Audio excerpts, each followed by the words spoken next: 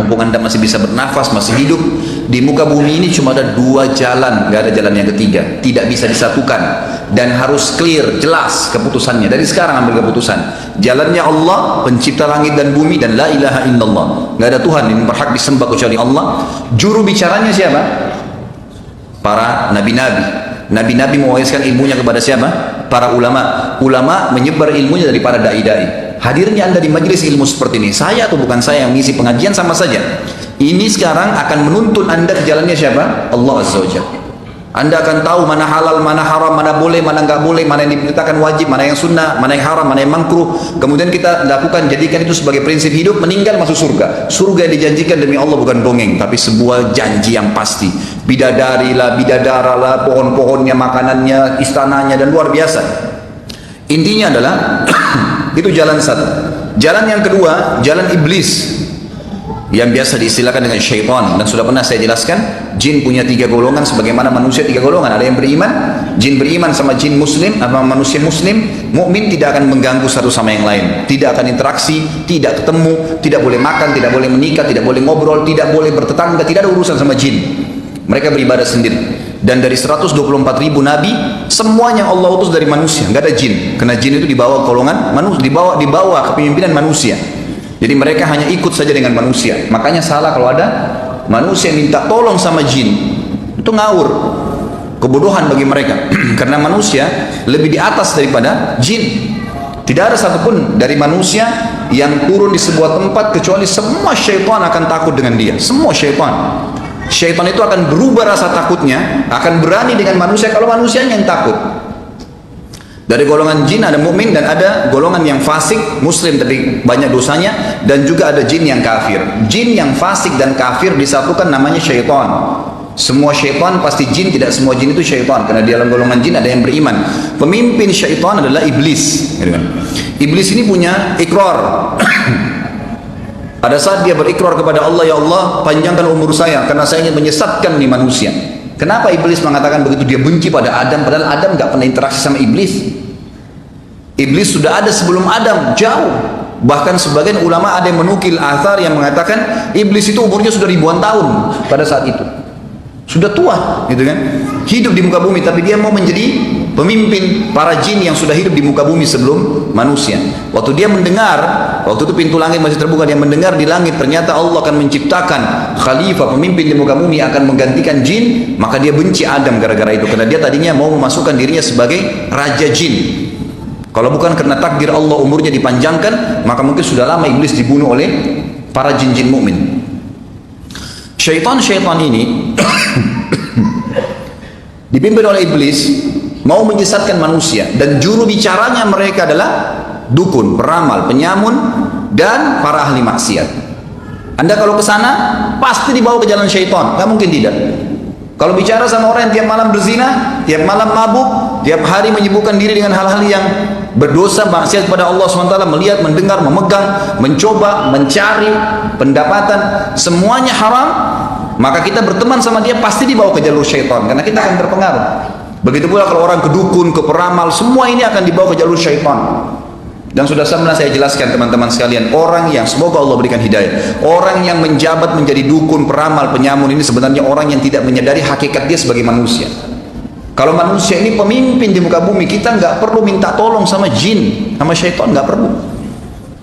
Kita ini kalau datang ke sebuah tempat, dibebasin sebuah tanah, pasti semua makhluknya Allah pindah, termasuk jin-jin itu sendiri, mereka pergi. Kapan jin itu datang, syaitan datang mengganggu manusia? Kalau manusia sudah keluar dari hakikatnya sebagai khalifah. Coba contohnya, para dukun dan peramal, semoga Allah kasih hidayah. Datang ke gua bersemedi, nggak makan, nggak minum 3 hari. Di gua itu tadinya dia cari tempat-tempat sunyi, tidak ada apa-apa.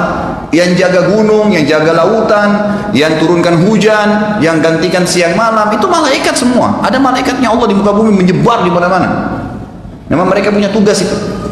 Tapi datangnya manusia yang tadinya khalifahnya ke gua, lalu memanggil-manggil nama syaitan. Wahai syaitan, apalah gundurwo, kuntilanak, apa saja nama dipanggil-panggil, syaitannya hari pertama nggak bakal muncul, mustahil. Antum kalau tanya dukun-dukun, dia akan bilang tidak mungkin di hari pertama sudah dengar suara. Nanti hari ketiga, nanti 1 minggu, setelah syaitan pastikan, oh manusia ini benar-benar bodoh nih. takut dengan saya nih. Maka keluar suaranya, ya kamu mau apa? Barulah dia bilang, saya mau kekebalan, saya mau ini, saya mau itu, seperti itulah, gitu kan. Baru kemudian disuruh oleh syaitan sesuatu yang keluar dari akal sehatnya manusia. Saya pernah kasih contoh, orang yang datang minta tolong sama syaitan seperti orang pintar, kuliah, dia sakit kepala, kemudian lewat satu orang anak kecil SD di pinggir jalan, dipanggil sama dia, sini, kepala saya sakit, obatnya apa? Anak SD bilang, minum kencing saya. Bodohnya anak kuliah ini bilang, baik sini kencing kau, dia minum sama dia. Karena disuruh oleh syaitan apa? Minum darah ayam, makan kotorannya, minum kencingnya dia. Kebodohan. Syaitan makin kerjain mereka, sebab turunnya surah jin karena itu kan. Allah menceritakan orang-orang Arab jahiliyah dulu, mereka kalau masuk di sebuah lembah, tak ada angin, tidak ada apa di lembah itu, biasa makhluknya Allah semua, angin, pasir, semua ada malaikat di situ, tidak ada masalah. Tapi mereka datang ngeluarin setengah bekalnya, kemudian dibawa di lembah, tengah lembah baru mereka berkata apa? Wahai penjaga lembah. Biasanya orang bilang dewa lah, apalah, bahasa ini tidak ada sebenarnya. Jangan ganggu kami, ini setengah bekal kami kasih. Kata Allah, fazaduhum rahaqa. Maka syaitan yang ada di sekitar lembah itu makin kerjain mereka. Nah, sebenarnya tadinya tidak berani syaitan itu. Beraninya kapan manusia itu? Takut. Jadi jangan dibalik fitrahnya. Allah Subhanahu wa taala memberitahukan kita dalam surah Maryam 62 8 sampai 672 ini bagaimana orang-orang yang menyembah syaitan tadi, yang jalan kedua nih, ya kan? Yang pasti ujungnya neraka akan didatangkan oleh Allah pada hari kiamat, dia dan syaitan-syaitannya semua dalam kondisi terbelenggu dan berlutut. Kata Allah di sini. Kemudian dikatakan, "Tsumma lananzi'annahum wa lananzi'anna min kulli syi'atin ayyuhum ashaddu 'ala ar-rahmani 'itiyya." Lalu kemudian kami pasti akan tarik dari tiap-tiap golongan siapa di antara mereka yang sangat durhaka kepada Zat yang Maha Pemurah. Artinya orang yang paling kufur dikedepankan untuk dimasukkan ke neraka. "Tsumma lanahnu a'lamu billadzina hum aula biha siliyya."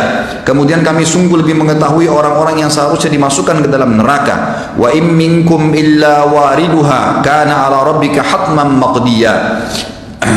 Dan tidak ada seorang pun dari kalian melainkan pasti akan melewati neraka itu. Nanti akan saya jelaskan makna ini ya. Hal itu bagi Rabbmu adalah suatu kemestian yang ditetapkan. Thumma nunajjil ladzina taqaw wa nadhara adh-dhalimina fiha jithiyya. Lalu kemudian kami selamatkan orang yang bertakwa dan membiarkan orang-orang yang zalim dalam neraka dalam keadaan berlutut dan tersiksa. Disebutkan dalam hadis Bukhari Muslim bahwasanya Allah Subhanahu wa taala nanti akan membentangkan di atas neraka Jahannam sebuah jalan yang dikenal dengan sirat.